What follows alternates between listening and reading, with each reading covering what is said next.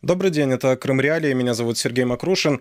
Сегодня мы посмотрим, как Россия провела свои выборы на временно оккупированных территориях Украины, в частности в Крыму.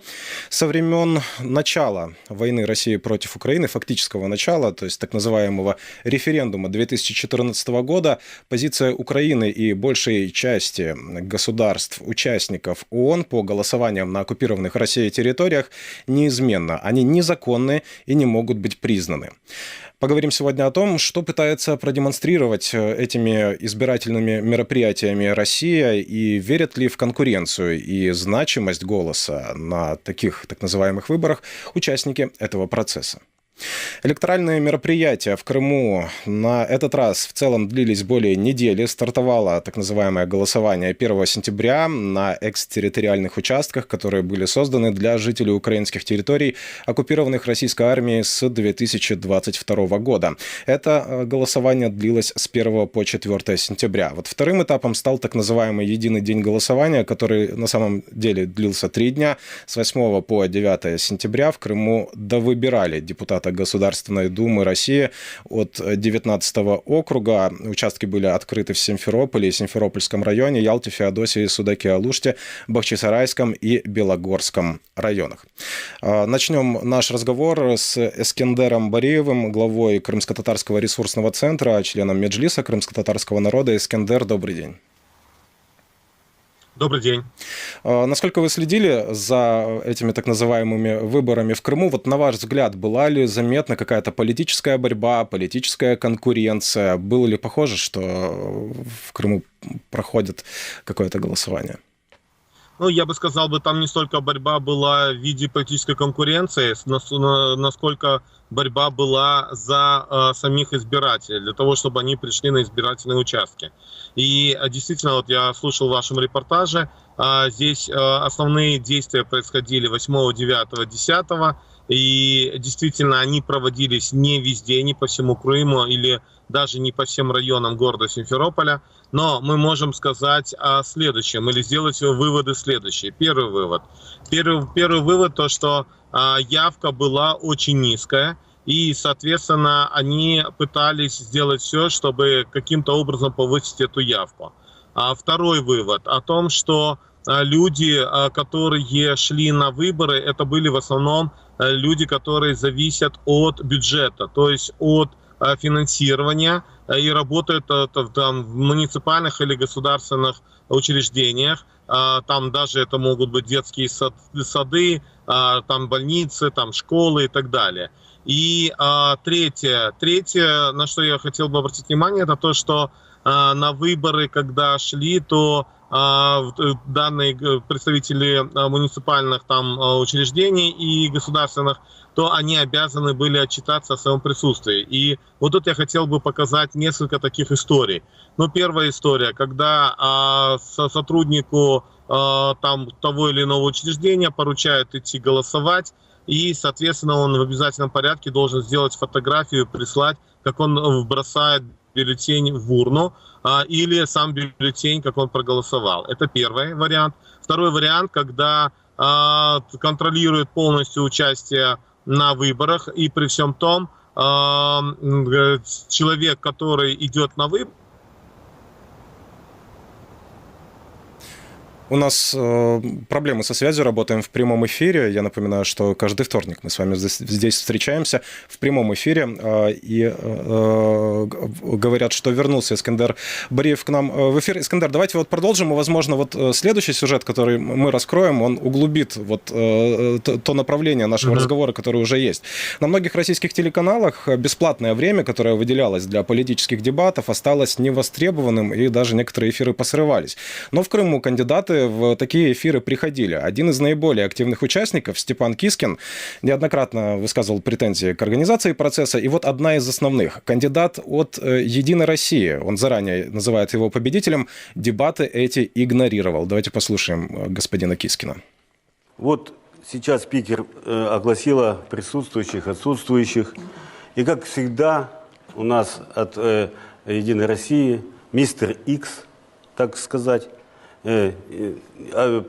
объявляет или как демонстрирует неуважение к вам, вот, он уже считает победителем, еще наберется смелости, наверное, или наглости, и потом бигборды повесит, благодарить будет вас за правильно сделанный вывод. Есть у нас так один кандидат от провластной партии, с заботой о каждом. Но он обо мне, как, допустим, избиратели по этому округу, не заботятся. Вот я хочу его увидеть на дебатах, а он не ходит. Как так бывает?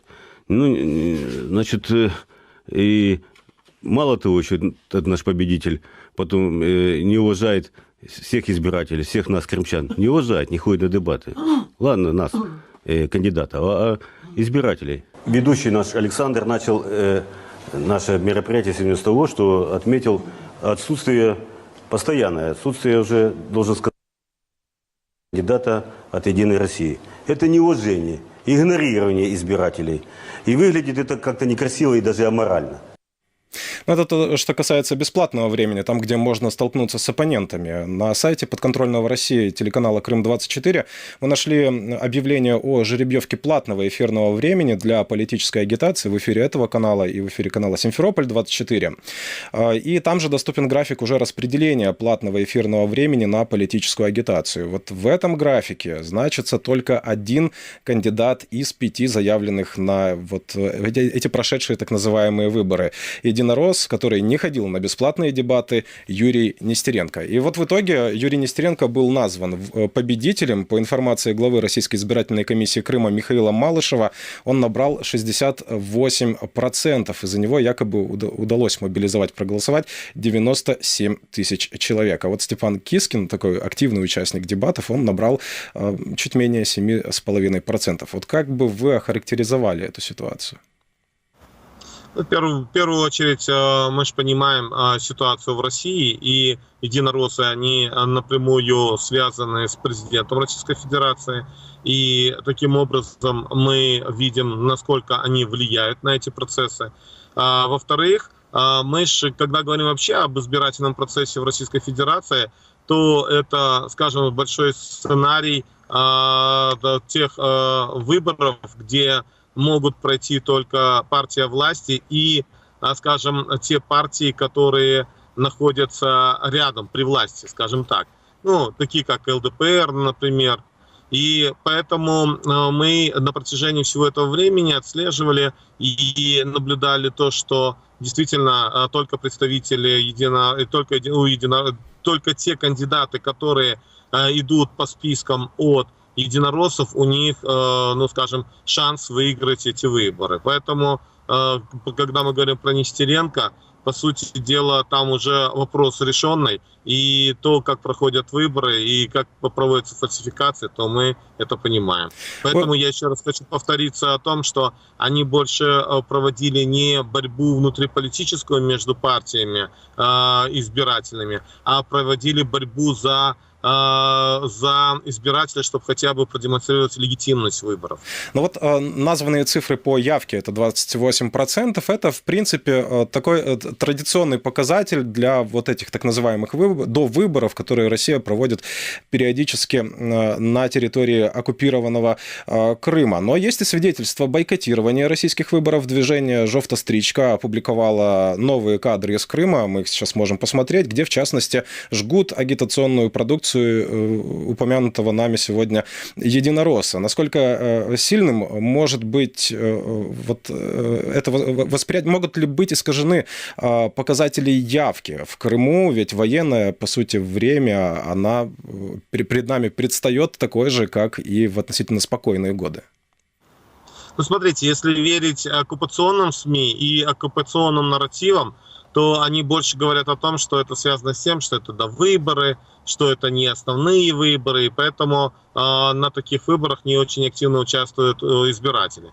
Но в том числе я хочу сказать, что здесь они как раз-таки применяют и дистанционный метод голосования с помощью госуслуг. И поэтому вот здесь как раз-таки они максимально пытаются продемонстрировать, и все, что они смогли, они продемонстрировали 28,5%.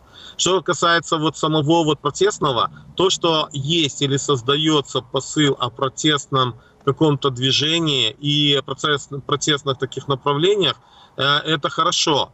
Но сказать, что массово вот эти вот протестные, там, то, что сжигание там, агитационного материала и так далее могло сильно повлиять, тут я не могу однозначно утверждать, потому что здесь действительно на кого-то это, возможно, и повлияло, на кого-то и повлияло то, что скажем, в некоторых избирательных участках, где избирательные, вернее, комиссии заседают, там были и прилеты, если мы говорим о других оккупированных, о новых оккупированных территориях.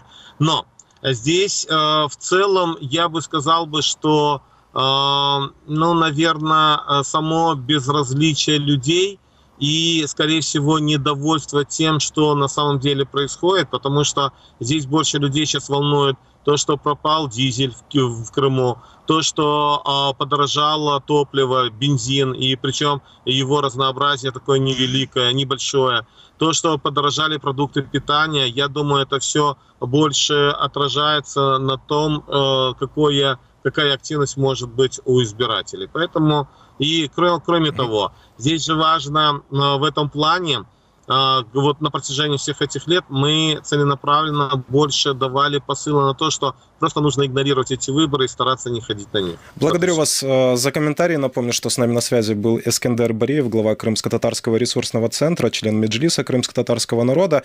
Мы продолжаем наш разговор. Как я уже говорил, на территории Крыма также провели избирательные мероприятия и для жителей материковой Украины, с тех территорий, которые были оккупированы с 2022 года. Участки открывались и непосредственно на этих территориях, в оккупированных частях Херсонской, Запорожской, Донецкой и Луганской областей, несмотря на то, что российская армия полностью не контролирует ни одну из них, а украинская армия продолжает активное контрнаступление. Вот похоже ли было то, что прошло в Херсонской области, в частности, да, на ее временно оккупированной территории, на выборы? Мы поговорим с журналистом Олегом Батуриным. Олег, добрый день. Добрый день. Итак, похоже ли было то, что мы смогли увидеть на избирательный процесс? Абсолютно. Это не похоже на избирательный процесс. Это было чистой воды шапито, о чем в открытую говорят и жители оккупированной части Херсонской области, и даже те люди, которые оставляют комментарии в оккупационных чатах. Из таких мне запомнились такие удивленные, возмущенные вопросы, комментарии о том, что на избирательных участках вообще отсутствует какая бы то ни была информация о кандидатах, о том, какая-то биография о тех людях, которые входят хотя бы в топ-5 или в топ-10 тех или иных списков. И многие из так называемых избирателей могли почитать эту информацию, увидеть хотя бы фамилии только из раздаваемых бюллетеней. Оккупанты, конечно, выжимали просто все соки и для того, чтобы продемонстрировать такую массовость поддержки так называемого волеизъявления на Херсонщине, снимали бесчисленное количество видеосюжетов о ходе так называемых выборов, но практически все участники постановочных видеосюжетов это оказались либо местные коллаборанты, либо члены самих избирательных комиссий. Причем о том, что эти люди имели отношение непосредственно до проведения этих выборов, я и мои коллеги узнали уже после того, как были опубликованы протоколы избирательной комиссии российской. Спасибо вам за комментарий. Напомню, что с нами на связи был Олег Батурин, журналист, о том, как Россия проводила выборы не только в Крыму, который она оккупирует с 2014 года, но и на тех территориях, которые она оккупировала в 2022. Продолжаем разговор с Тарасом Загородним, управляющим партнером национальной антикризисной группы. Тарас, добрый день. Так, добрый день. Так говорили мы о том, как выглядят эти избирательные мероприятия, как уж их еще назвать. Давайте поговорим о том, зачем Кремль все-таки их проводит. Потому что, во-первых, очень много вопросов возникает честность и прозрачность этого процесса, да, и вообще его организованность. И это как минимум, да. А есть еще боевые действия, реальная опасность для тех, кто может приходить на такие участки для голосования. Ну, смотрите, для Кремля все равно, там, боевые действия, не боевые действия, они все равно людей, тем более, которые живут на оккупированной территории, не считают, реально не считают своими гражданами, как бы они ни говорили, поэтому для них, к сожалению, это расходный материал. Вот. Касаемо, зачем это они проводят? Ну, тут два вопроса. Вообще, зачем Кремль проводит выборы, хотя всем понятно, что это, по сути, подтасовка и не имеет никакого отношения к демократии. Это очень глубокий вопрос, потому что даже для авторитарной, даже для тоталитарной власти вопрос легитимности всегда стоит остро. И все-таки другого способа подтвердить легитимность своего существования, пребывания власти, как выборы, даже такие, нет. И поэтому Кремль все-таки уделяет этому внимание, старается все-таки мобилизовать какую-то часть людей, которые придут и проголосуют для того, чтобы получить легитимность. Это очень важный момент. Касаемо выборов, так называемых выборов на оккупированной территории, это попытка решить несколько задач. Первое, это для внешней аудитории показать, что мы все равно никуда не остановимся, мы уже написали в Конституцию, что это территория России, будем там проводить выборы, так, и показывать, что это наше. Второе, это для непосредственно сигнал для россиян, показатель того, что все это уже наше, да, это для гражданских, а для военных, которые воюют на территории оккупированной, временно оккупированной территории, это тоже сигнал, что это все-таки наше уже, и поэтому есть за что воевать. И, соответственно, вот эти задачи Кремль пытается решить, в том числе вот такими псевдовыборами на временно оккупированной территории. У нас буквально 2 минуты эфирного времени остается. Стало ли видно на основе того, что прошло на минувших выходных этого голосования, стали ли видны проблемы, с которыми может столкнуться Кремль при организации очередных президентских выборов при Владимире Путине? Ну нет, я пока не вижу особых проблем, потому что все-таки в Кремле достаточно контролируемая ситуация, в стране контролируемая ситуация, народ апатичен, он готов, в принципе, идти туда, куда ему скажут. Единственное, что может стать на пути Путина к переизбранию, это вопрос настроения элит. Готовы ли они дальше, понимая безвыходность ситуации, в которой их втравил Путин, поддерживать его выдвижение? Готовы ли они найти альтернативу? Готовы ли они действовать для того, чтобы найти альтернативу Путину? Там только вопрос в элитах. Дальше еще влияет, что будет на выдвижение и на выборы в России, это все-таки успешность боевых действий со стороны украинской армии. То есть триггером может стать освобождение Бахмута, например, выход на Азовское море, на берег Азовского моря. Это может начать процессы внутри, в первую очередь, российской власти, внутри российских элит, которые могут привести к тому, что на следующих выборах может быть выдвигаться уже не Путин, условный Навальный, например. Да? То есть только это может произойти, потому что все автократы без исключения, они теряли власть из-за внешнеполитических поражений. А внутриполитические поражения, к сожалению, они могут купировать, у них есть достаточно ресурса, и поэтому именно поражение в Украине может привести к потере власти Путина. Спасибо вам за беседу. Напоминаю, что с нами на связи был Тарас Загородний, управляющий партнер национальной антикризисной группы. Это Крым Реалии. Если вам есть что добавить к сегодняшнему разговору, пишите в комментариях под этой трансляцией. Обязательно подпишитесь на наш канал, чтобы не пропустить новые видео и новые прямые эфиры. С вами был Сергей Макрушин. Увидимся в прямом эфире через неделю.